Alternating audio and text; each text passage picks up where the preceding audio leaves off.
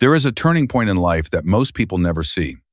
It is not marked on any map, taught in schools, or passed down through family advice. Yet one day it appears and changes everything. This turning point often comes when we reach 60. On the outside, life may look calm, the body slows down, the days grow simpler, emotions feel steadier. But inside, something begins to shift quietly. The soul starts to change direction. It no longer cares about pleasing others, no longer feels the need to prove itself. A new chapter begins, though no one ever warned us about it. And you are watching Next Chapter 50, where the second half of life becomes a brand new beginning. Carl Jung believed that life unfolds in two distinct halves, each carrying its own task and purpose. The first half of life is dedicated to building the ego, shaping identity, establishing a place in the world, and fulfilling the expectations of family, society, and ambition. It is a phase driven by growth, conquest, achievement, and adaptation. We spend decades pursuing recognition, proving our worth, and building structures that make us feel safe and validated. Yet Jung emphasized that this pursuit, while necessary, cannot carry us into the second half of life. When we reach the later years, particularly around the age of 60, something profound begins to shift. The strategies that once brought meaning start to lose their weight, and the desires that once guided us begin to fade. At this stage, the soul quietly demands something deeper. It no longer tolerates masks or pretenses. It pushes us to let go of superficial roles and false identities. The need to impress dissolves, and the hunger for approval diminishes. Instead, a new inner call emerges, one that cannot be ignored. Jung described this as the return to the soul, a process of individuation where we turn inward to integrate the forgotten, the shadowed, and the hidden parts of ourselves. At 60, the soul insists on truth. It asks us to face what was sacrificed, what was left unsaid, and what we buried beneath survival. This confrontation is not meant to break us, but to free us, to guide us toward wholeness. The second half of life becomes less about achieving and more about being, less about constructing an image and more about discovering essence. Jung saw this as the richest stage of human existence, the moment when the soul finally takes its rightful place at the center, demanding authenticity and calling us back to who we truly are. At 60, many people begin to experience a subtle but undeniable shift within themselves, a change that alters how they perceive their own story and the world around them. What once seemed full of meaning and purpose may now feel strangely distant, as if life has been a performance that no longer fits the role they are asked to play. This sensation is not necessarily sadness or despair, but rather a quiet form of existential fatigue. It is not depression, because it does not come with the heavy weight of hopelessness. Instead, it carries a new clarity, a piercing awareness that the time ahead must be lived differently from the years that have already passed. The drive to meet expectations and fulfill external demands begins to fade, replaced by a pull toward honesty and inner truth. At this stage, the mind and heart naturally turn backward, not in regret, but in reflection. Memories of marriages, of raising children, of years of work, and of old, unhealed wounds return to the surface. They do not come back to punish, but to be seen, integrated, and finally understood. The soul seeks reconciliation with what was hidden, neglected, or suppressed in earlier decades. For many, this process can feel unsettling, as if the foundation of their identity is being questioned. Yet it is also liberating, because through this reevaluation comes the chance to shed illusions and discover what remains essential. At 60, the journey inward begins with courage, asking each person to face the truth of their choices and to accept both the beauty and the scars of their path. This is the beginning of a deeper chapter, where life is no longer about roles but about authenticity, no longer about running forward but about standing still with clarity and presence. At 60, the soul begins to desire something entirely different from what it once pursued. The restless chase for recognition, titles, possessions, or physical perfection no longer holds the same weight. What once seemed urgent and necessary fades into the background, and in its place emerges a quiet but powerful longing for peace.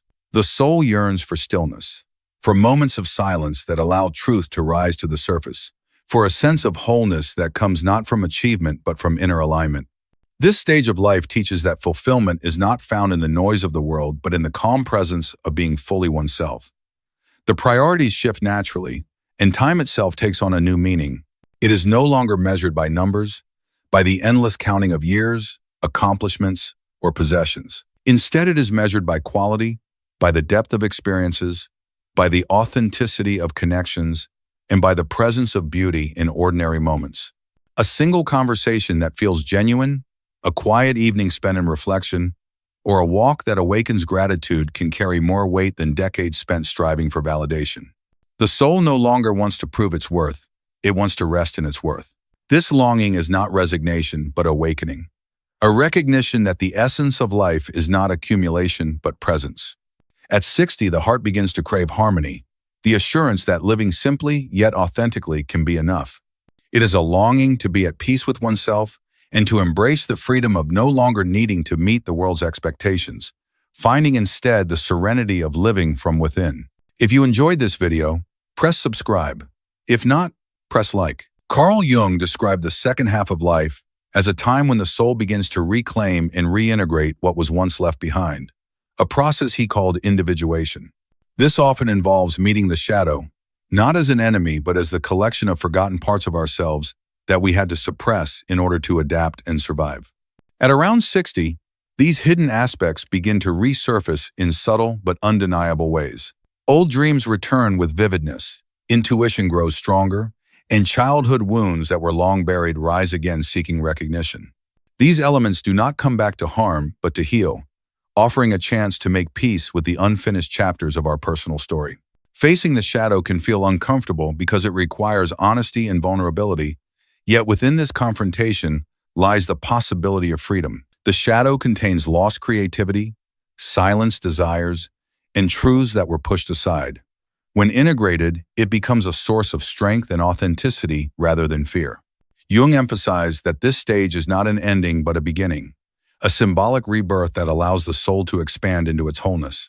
The encounter with what was once hidden becomes the key to greater wisdom and deeper meaning. At 60, embracing the shadow means acknowledging the child within, forgiving past mistakes, and reclaiming the intuition that was muted by years of responsibility. It is a sacred process of integration, one that transforms pain into clarity and silence into voice. This late individuation marks the true awakening of the soul, showing that what may appear as decline is, in fact, the opening of a new path, a return to completeness, and the discovery that the second half of life can hold the most authentic beginning of all. At 60, many people experience a profound awakening that leads them toward a new sense of freedom. The old roles and expectations begin to loosen their grip, and suddenly doors that once seemed permanently closed appear open again. It is not uncommon for individuals at this stage to return to study, to explore passions that were set aside, or to end relationships that drain rather than nourish. Choices that once felt impossible are now embraced with courage because the soul demands authenticity above all else. For women in particular, this period often marks a remarkable blossoming. Years of apologizing for their strength or softening their voice to be accepted give way to unapologetic truth. They stop asking permission to exist as they are and begin to radiate a confidence that is quiet yet undeniable. This awakening is not about external beauty or conforming to society's ideals, but about revealing an inner radiance born from freedom and truth. The beauty that arises at this stage comes from authenticity, from the refusal to hide, from the courage to live without masks. It unsettles those who still cling to superficial standards because it is too real, too deep, and too unshakable. At 60, the soul celebrates the freedom to be itself fully. This new beginning is not marked by striving but by allowing, not by performance but by presence. And it reveals that the truest form of beauty is the one that comes from living in alignment with the self. At 60, love, time, and presence begin to take on entirely new meanings. Love no longer needs to be filled with expectation, performance, or the illusion of completion. It becomes a quiet companionship, a steady presence, a shared silence that speaks more deeply than words. Love at this stage is not about fixing or proving, but about honoring space and allowing another to simply be. Time also transforms in meaning. It no longer drives us forward with urgency or demands constant productivity.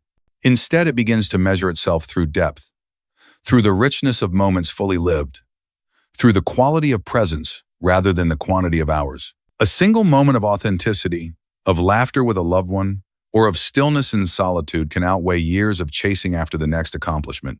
Fear, which once shaped decisions and limited choices, loses its power. Having endured loss, change, and hardship, one realizes that fear has little left to take. In its place grows wisdom, a clarity carved by scars and tempered by survival. This wisdom does not shout but quietly guides, reminding us of resilience, patience, and strength born of lived experience. At 60, the soul knows that what matters most is not how much time remains, but how deeply one is able to inhabit it. Love becomes presence, time becomes depth, and fear gives way to an inner calm that allows life to be lived more gently, more truthfully, and with a greater sense of peace. Don't leave quietly. Hit like and drop a comment, peace if you feel calm, storm if you feel restless. At 60, a different kind of beauty begins to emerge, one that has nothing to do with appearances or the fleeting standards of youth. It is a beauty that does not shout for attention but radiates quietly from authenticity. The lines on the face, the pauses in speech, the calm in the eyes all carry the weight of lived experience, and it is this honesty that makes the presence of an older soul so striking. This beauty cannot be painted on or hidden beneath filters because it comes from the courage to live without masks. It comes from the freedom of having faced storms and now standing in the sunlight of truth. Alongside this beauty grows a rare wisdom. It is not the kind of wisdom found in books or theories, but the kind that comes from scars, from moments of falling and rising again, from learning that life's depth lies in presence rather than in possession. Such wisdom allows a person to touch others not with grand speeches, but with calm presence, with the serenity of simply being. This is the springtime of maturity, a blooming that arrives only after seasons of struggle.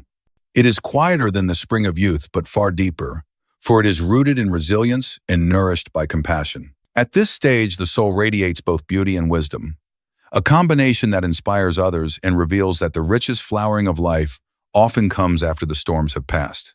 Turning 60 is not a decline, but the beginning of a profound return of the soul. It is the stage when the outer chase for recognition fades and the inner call for truth grows stronger. What once defined identity no longer holds the same importance, and what once seemed urgent now feels unnecessary. At this point, life becomes less about striving and more about reconciling with oneself. The journey is no longer about carrying the weight of the past, but about releasing it, forgiving what could not be changed, and embracing the self with compassion. In this release, a new lightness is found, a freedom that allows the soul to rest in its own rhythm. Living in the present becomes the true treasure, as every moment carries the possibility of meaning when fully embraced. This is the season when the masks are set aside, the illusions dissolve, and authenticity rises to the surface. A new chapter begins, one marked by truth, freedom, and peace. It is not about proving worth to the world, but about honoring the worth that has always been there. It is the discovery that the real home of the soul is not in external approval, but in inner alignment. At 60, life reveals its secret, that what appears to be an ending is in fact a return, a homecoming, and the beginning of a life lived more deeply, more freely, and more fully than ever before. Hit subscribe if you want more content like this. Comment more if you're ready for the next one.